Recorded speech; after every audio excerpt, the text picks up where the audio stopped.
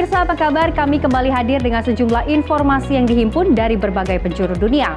Bersama saya Louise Ayu, inilah Simpo Dunia Sepekan selengkapnya.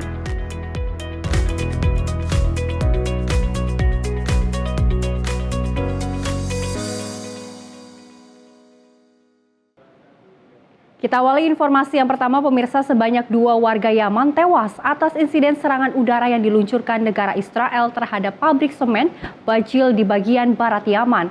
Satu hal yang menjadi sorotan di mana pihak setempat melaporkan adanya ikut campur militer Amerika Serikat atas insiden ini. Provinsi Hodeidah di bagian Yaman Barat menjadi target serangan udara yang diluncurkan oleh militer Israel dengan menandai salah satu pabrik semen di provinsi tersebut. Sebanyak 2 orang tewas dan 42 masyarakat sekitar mengalami luka-luka atas insiden ini. Media setempat melaporkan serangan ini terjadi atas paduan militer udara Israel dan terlihatnya dugaan pesawat Amerika Serikat di area tersebut. Adapun memang militer Israel memastikan serangan ini dilakukan sebagai bentuk respon atas militan Houthi yang menyerang menggunakan rudal balistik dan pesawat nirawak berulang kali ke tanah Israel. Memang konfirmasi ini diberikan atas adanya video beredar soal Perdana Menteri Benjamin Netanyahu yang memantau proses peluncuran serangan tersebut ke Yaman. Di lain sisi, hingga saat ini pihak Amerika Serikat belum memberikan pernyataan, baik lisan maupun tulisan atas keterlibatannya di insiden ini. Dari Jakarta, tim redaksi Simpo TV melaporkan. Informasi lainnya, pemirsa, Presiden Amerika Serikat Donald Trump melakukan kunjungan kenegaraannya ke Arab Saudi dalam agenda lawatannya terhadap negara-negara terkaya di Teluk Arab. Lawatan ini dilakukan Trump untuk memperkuat perekonomian antar negara sekaligus sebagai kunjungan pertamanya di periode kedua ia menjabat sebagai Presiden Amerika Serikat. Untuk menjaga konektivitas bisnis dengan negara-negara di Teluk Arab, Presiden Amerika Serikat Donald Trump resmi mengunjungi negara Arab Saudi dalam tur kenegaraan ketiga negara di Timur Tengah. Ketibaan Trump di Arab Saudi disambut langsung oleh Pangeran Arab Saudi Mohammed bin Salman dari Bandar Internasional Raja Khalid Riyadh. Adapun kunjungan kenegaraan ini dilangsungkan Trump guna meningkatkan kesepakatan ekonomi baru antar kedua negara. Melalui pantauan yang ada, Trump turut didampingi oleh sejumlah pebisnis asal Amerika Serikat, seperti CEO Tesla sekaligus penasehat Trump Elon Musk, CEO BlackRock Larry Fink, serta CEO Citigroup Jane Fraser. Selain didampingi kalangan pebisnis, Trump turut serta didampingi oleh Menteri Luar Negeri dan Penasihat Keamanan Nasional Marco Rubio, serta Menteri Pertahanan Pete Hegseth. Dalam mekanisme kunjungan, Trump mengunjungi Arab Saudi dalam forum investasi Saudi dan Amerika Serikat. Selanjutnya akan bertolak ke Qatar pada hari Rabu dan Uni Emirat Arab pada Kamisnya. Lebih lanjut, adapun memang kunjungan kenegaraan ini merupakan lawatan luar negeri pertama Trump sebagai Presiden Amerika Serikat di periode keduanya menjabat. Dari Jakarta, tim redaksi Simpo TV melaporkan. Informasi lainnya, pemirsa, Menteri Luar Negeri India memastikan baik India dan Pakistan untuk sepakat dalam melakukan gencatan senjata usai melihat akibat yang timbul dari konflik ini.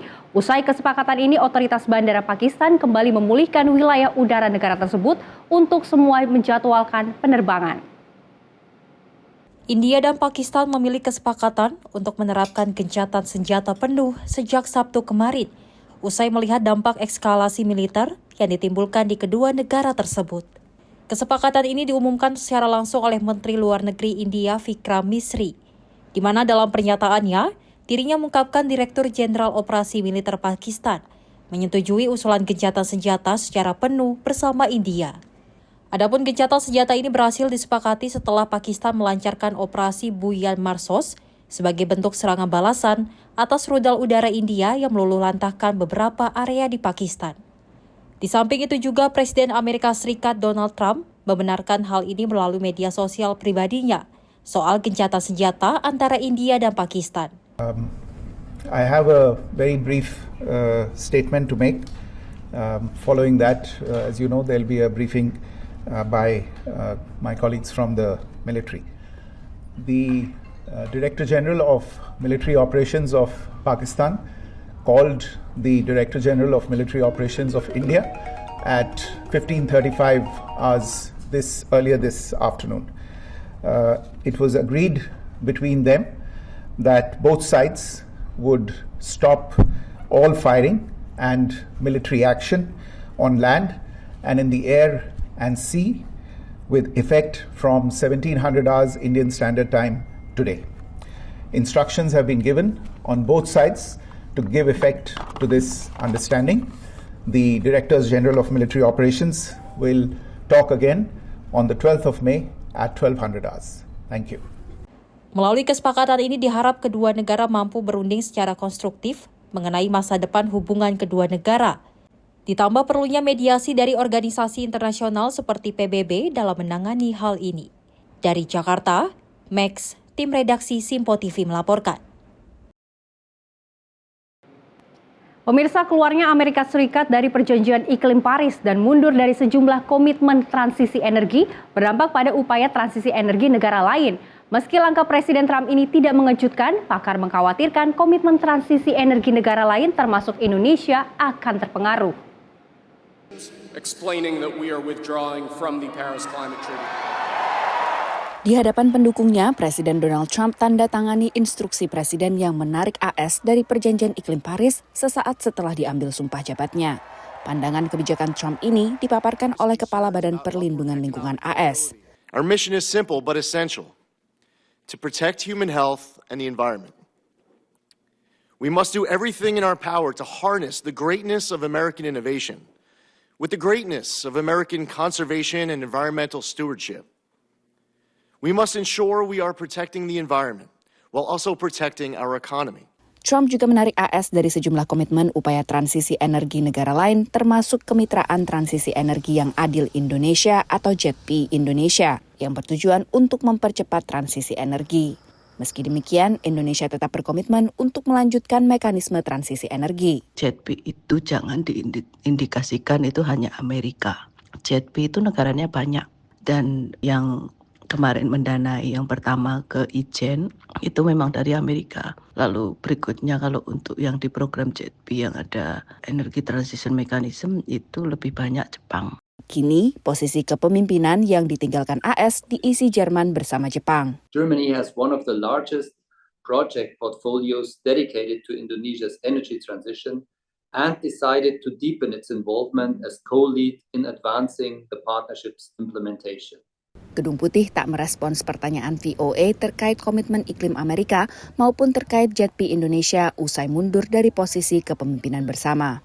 Sementara di dalam AS pada masa jabatan keduanya ini, Trump menandatangani instruksi presiden yang mendorong penggunaan kembali bahan bakar fosil, termasuk minyak dan juga batu bara. Salah satu slogan Trump adalah Drill Baby Drill, menyerukan kembali perusahaan minyak untuk mengebor lebih banyak minyak produksi dalam negeri. Meski jumlah investasi transisi energi AS tak besar, pakar menilai mundurnya Amerika dari posisi JETP berpotensi mempengaruhi sikap negara lain dalam memandang urgensi transisi energi.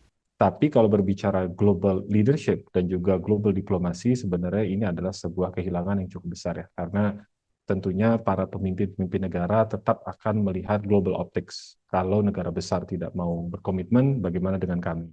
Keterbatasan cara pandang terhadap investasi iklim juga jadi hambatan untuk memajukan upaya ini.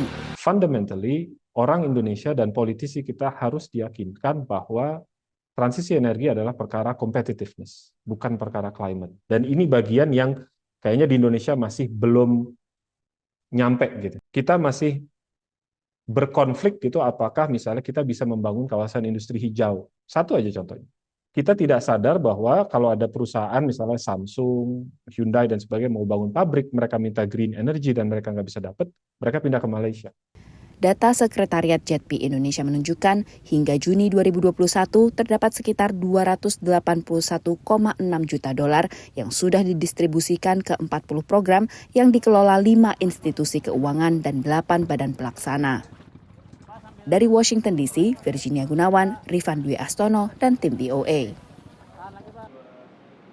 Terima kasih pemirsa, Anda masih menyaksikan Sinpo Dunia Sepekan. Informasi kami lanjutkan. Pertemuan Prabowo dan Wakil PM Rusia membahas pemulihan dialog tingkat tinggi dan kerjasama strategis Indonesia dan Rusia. Dalam pertemuan tersebut, Menteri Koordinator Bidang Perekonomian Airlangga menyampaikan bahwa Perdana Menteri Denis mengundang Presiden Prabowo untuk 2 acara penting.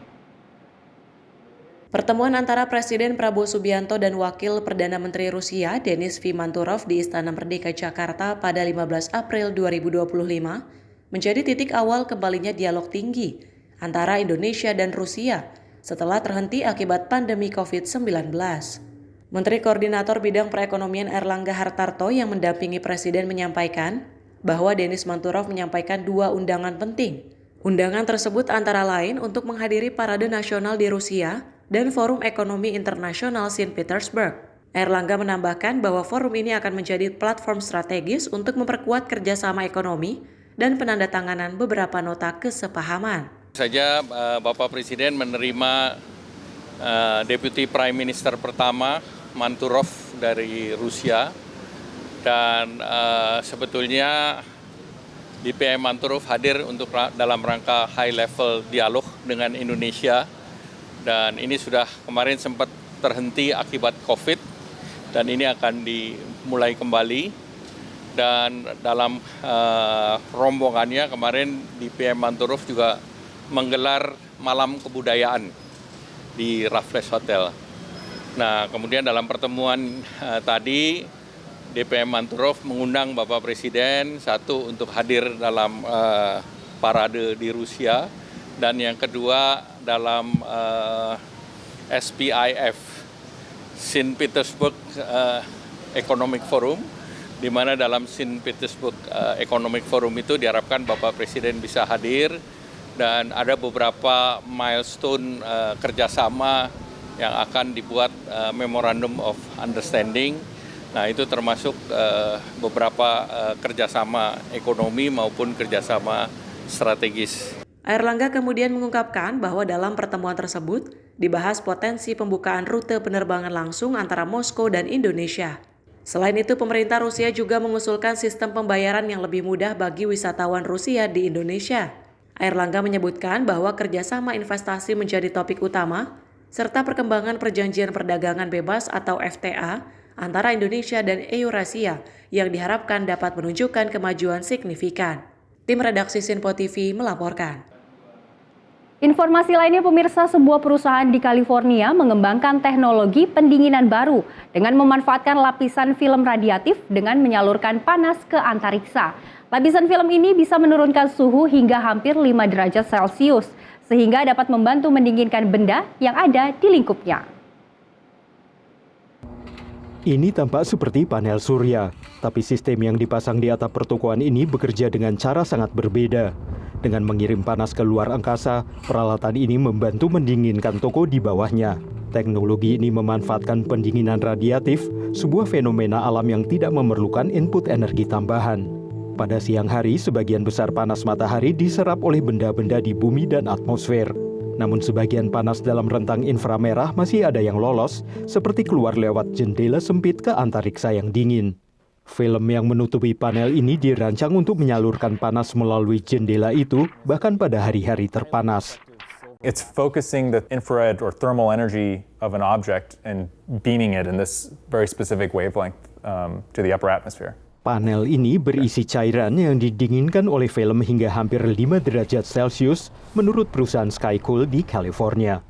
So it takes a relatively long loop and the film is cooling that fluid as it travels. Cairan dingin disalurkan ke sistem pendingin gedung untuk meningkatkan efisiensi. Satu-satunya energi yang dipakai dalam proses ini adalah pompa kecil untuk mengedarkan cairan. Skycool Systems saves a typical grocery store owner 15 to 20% of their refrigeration costs.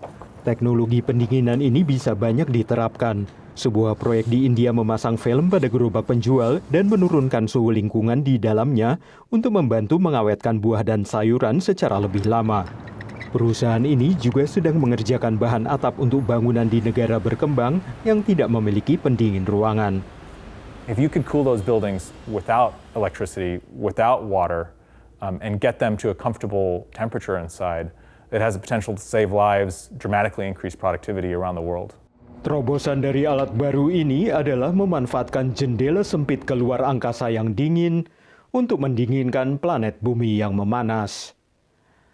Dari Arlington, Virginia, saya Helmi Yohanes dan tim VOA. Pemirsa, sekelompok pemuda Somalia melakukan pembersihan pantai secara mingguan di Mogadishu. Dalam upaya melindungi lingkungan laut negara itu, Mereka telah mengumpulkan 2 juta kilogram sampah selama beberapa bulan terakhir. Anak-anak muda ini membersihkan sampah plastik dan sampah lainnya dari pantai di ibu kota Somalia, Mogadishu, sebagai bagian dari inisiatif bersih-bersih yang mereka mulai. Para relawan yang sebagian besar adalah sarjana konservasi lingkungan ini juga meningkatkan kesadaran tentang bagaimana polusi bisa merusak sumber daya alam yang adalah tumpuan warga untuk mendapatkan makanan dan pekerjaan. Rakia Hasan adalah relawan yang sudah lama bergabung. waa isbuucii 167 yani maanayno ololaha nadaafadda xeebaha isbuucan waxaan ka qabanayna xeebta Lido waxaan ugu talagalnay inaan ku badbaadino deegaankeenna gudaha xayawaanaadka noogu jira inaan ku ilaalino. Kelompok ini mendapatkan penghargaan dari Arab Volunteer Award di Beirut, Lebanon pada April lalu. Abdi Salam Muhammad adalah wakil pemimpin kelompok ini. tiimkan ololaha nadaafadda waxay qayb galaan inay tagaan tartamo kala duwan oo runtii caalami ah oo international ah oo runtii oo daafaca caalamka inay qayb galeen ay kusoo guulaysteen bilad caalami ah. Para relawan melakukan perbaikan signifikan di pantai-pantai ini dan secara bertahap mengembalikan keindahan alamnya. Relawan komunitas Osman Yusuf yang pernah tinggal di kota-kota yang bersih dan berkembang baik seperti Berlin dan München mendorong para relawan untuk menegakkan standar kebersihan tinggi dan melihat pekerjaan mereka sebagai tujuan mulia. Maadaama annaga wadamo nadaafsan aan ka nimid dadkoodana ay nadiifiyaan ayaan dhalinta ku wacyigelinaa una sheegnaa u dhahnaa marwalba war wadankiina nadiifiya oo ujeediin gadaasheeda hadda dhalinyaro yaryar ayaa taagan. Inisiatif pembersihan pantai oleh anak muda ini dipuji, tapi seringkali kurang mendapat dukungan dari pemerintah.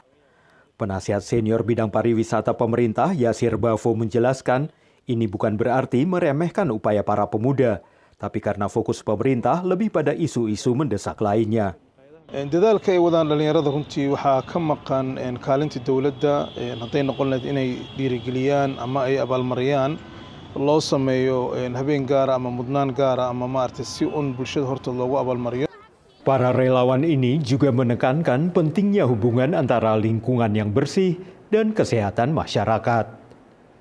Dari Washington DC, saya Helmi Yohanes dan tim VOA. Dan pemirsa, informasi tadi sekaligus menutup jumpa kita pada edisi kali ini. Tetap saksikan Sinpo Dunia Sepekan hanya di Sinpo TV. Saya Luisa Ayu mewakili kerabat kerja yang bertugas pamit undur diri. Terima kasih atas kebersamaan Anda. Selamat berakhir pekan.